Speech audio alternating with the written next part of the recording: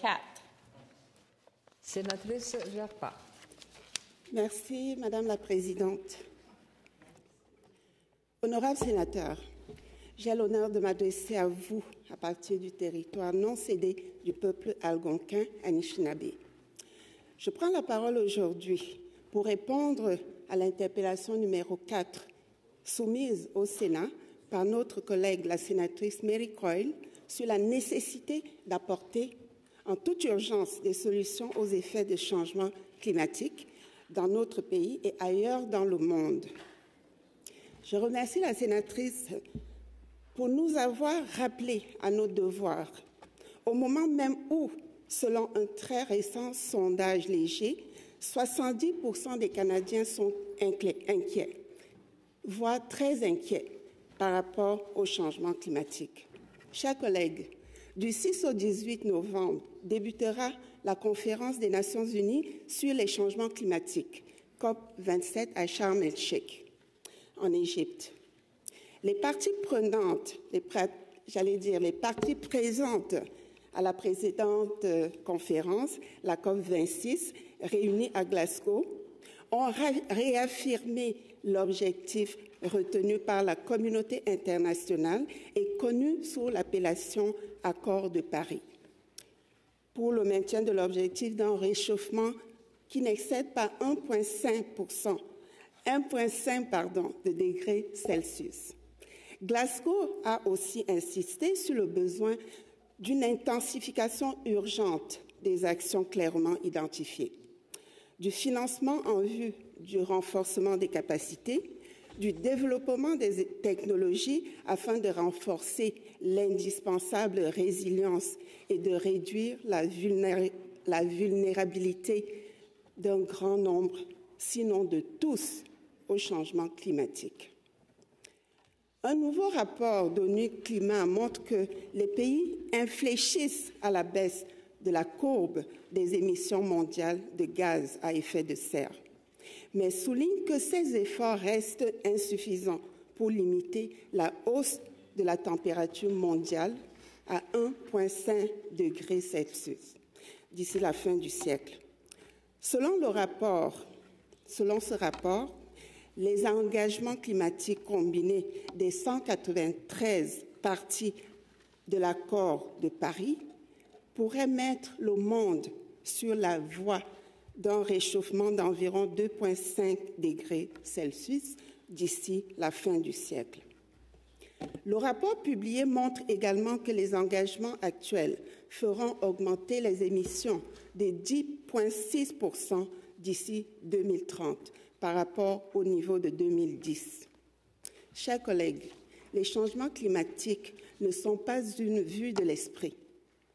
Ils frappent durement sur tous les continents et ils ont, ces derniers temps, affecté sérieusement notre pays, notamment la Colombie-Britannique, la Nouvelle-Écosse, Terre-Neuve et Labrador et une partie du territoire québécois.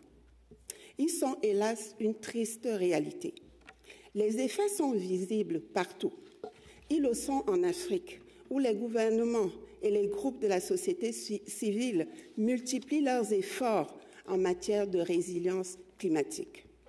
Selon les experts, l'Afrique subit durement les effets du réchauffement climatique, même si le continent pollue nettement moins que tous les autres continents. En effet, l'Afrique émet à peine 4% des gaz à effet de serre, mais subit un réchauffement accéléré, une augmentation continue des températures bien au-delà de la moyenne mondiale, terre et mer confondues. Les effets de ces mutations sont considérables. Élévation du niveau de la mer, fonte des glaciers des montagnes africaines, à l'instar du mont Kenya au Kenya, du mont Rwenzori en Ouganda et du mont Kilimandjaro en Tanzanie. Sécheresse qui s'étend sur le continent. 14 des 23 pays qui ont connu des situations d'urgence liées à la sécheresse au cours des 2 dernières années se trouvent sur le continent africain. La sécheresse affecte à la fois les rivières et les lacs, comme c'est le cas du lac Tchad, accélère la désertification et la dégradation des terres agricoles, produit un déplacement des populations et provoque la famine. Présentement, on estime à 1 million de déplacés climatiques en Somalie et plus de 20 millions de personnes font face à un risque de famine en Afrique de l'Est, selon le Programme alimentaire mondial. Un autre effet des changements climatiques en Afrique concerne les inondations, qui s'intensifient sur le continent. Leurs conséquences sont terribles. Destruction des biens, multiplication des épidémies, entre autres.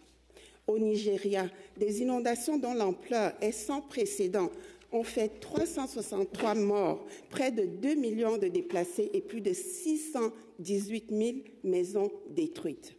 En Afrique du Sud, en avril dernier, de graves inondations ont fait près de 400 morts. À défaut d'intervention décisive dans le monde et en Afrique, on prévoit que d'ici 2030, 100 millions d'Africains vivant dans l'extrême pauvreté seront durement affectés par les effets des changements climatiques. 100 millions, c'est presque 3 fois la population du Canada. Devant de telles calamités actuelles et futures, une question se pose. Y a-t-il une perspective africaine, des solutions africaines aux défis posés par les changements climatiques? Chers collègues, lors de la dernière Assemblée générale des Nations unies à New York, le président sénégalais et président en exercice de l'Union africaine, Macky Sall, a déclaré, et je cite, « Il existe aussi une Afrique des solutions, forte de ses ressources naturelles, humaines et agricoles, dotée des gouvernements à la tâche d'une jeunesse vibrante et créative, qui innove et entreprend aussi. » Honorables sénatrices et sénateurs, plusieurs initiatives ont été entreprises par les pays africains dans le but de réduire la vulnérabilité du continent aux effets du changement climatique et augmenter la capacité des populations à y faire face. Des solutions trouvent leur force dans la nature même. Il s'agit notamment d'utiliser les atouts du monde naturel pour freiner et faire face au changement climatique.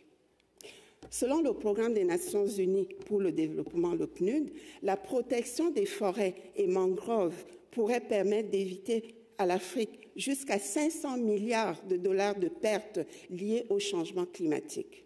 Des experts du PNUD pour les questions climatiques en Afrique pensent que les forêts du bassin du Congo, par exemple, ont un potentiel d'atténuation du changement climatique très important.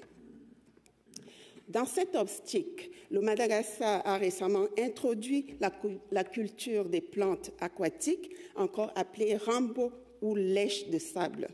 Cette culture permet de mieux résister à la sécheresse et favorise la disponibilité des surfaces agraires cultivables. Les îles Comores et le Malawi ont pour leur part opté pour la plantation en continu d'arbres pour faire face aux effets du changement climatique sur l'environnement et sur les populations. Les Seychelles, de leur côté, ont décidé de creuser des digues pour faire face aux inondations. La transition vers les énergies renouvelables en Afrique a également progressé de manière impressionnante au cours de la dernière décennie. En effet, de nombreux pays se sont efforcés d'accroître leurs capacités en vue de passer à un avenir énergétique durable. Au Maroc, par exemple, plus d'un tiers de l'électricité est déjà renouvelable grâce à la centrale solaire de Nour Ouarzazate, le plus grand parc solaire concentré du monde. C'est aussi le cas des centrales éoliennes en Éthiopie et au Cap-Vert, de manière croissante, réduisent l'usage des fossiles combustibles et par là même les émissions de gaz toxiques. Selon les prévisions de l'Agence internationale pour les énergies renouvelables, ces énergies pourraient représenter 67% de la production d'électricité en Afrique subsaharienne d'ici 2030. Certains pays africains ainsi que la Banque africaine de développement prônent et investissent dans les transports durables. Au Sénégal, par exemple, les transports publics de Dakar comprennent maintenant un train express et un système de transport en commun rapide par bus avec des véhicules électriques. Le Kenya en 2021, s'est équipé de milliers de motocycles électriques pour les déplacements en ville et encourage les populations à adopter ces modes de déplacement. Chers collègues, vous aurez compris que les pays africains travaillent de plus en plus à augmenter la résilience des populations locales ainsi que leur capacité d'adaptation pour faire face au changement climatique. Mais la plus grande initiative en matière de résilience climatique en Afrique est la Grande Muraille verte. Il s'agit du programme phare du continent qui vise à combattre la désertification et lutter contre l'insécurité alimentaire et la pauvreté. Le programme ambitionne de transformer les vies de millions de personnes par la création d'une vaste mosaïque de paysages verts et productifs à travers l'Afrique du Nord, le Sahel et la Corne de l'Afrique. Adoptée par l'Union africaine en 2007, l'initiative de la Grande Muraille verte rassemble plus de 20 pays africains ainsi que des organisations internationales, des instituts de recherche, la société civile et des organisations communautaires. Cette muraille doit relier Dakar à la capitale du Sénégal, à Djibouti, ce qui représente 11,7 millions d'hectares. Cependant, bien que l'Afrique présente des solutions innovantes pour la résilience climatique, il faut reconnaître que le continent africain fait face à des défis de financement pour booster cette résilience climatique. Je souhaite que le Canada se fasse le champion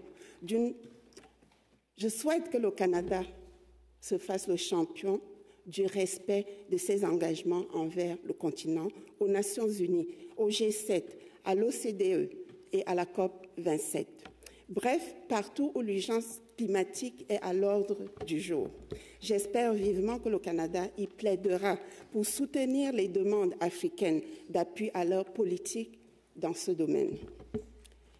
Lors du lancement du groupe des sénateurs pour les changements climatiques, notre collègue, le sénateur Stan Kutcher, a déclaré, je cite, « L'histoire ne nous jugera pas sur le bien-être économique, ni sur la force du PIB. L'histoire nous jugera sur nos actions en faveur des plus vulnérables, en faveur des générations futures, en faveur de l'humanité. La lutte contre les changements climatiques est donc l'un de ces aspects sur lesquels l'histoire nous jugera. » Fin de citation. Chers collègues, je vous encourage tous à vous exprimer sur ce sujet important, selon vos propres points de vue et perspectives. Et si ce n'est déjà fait, je vous invite à vous joindre au groupe des sénateurs pour les solutions climatiques. Merci.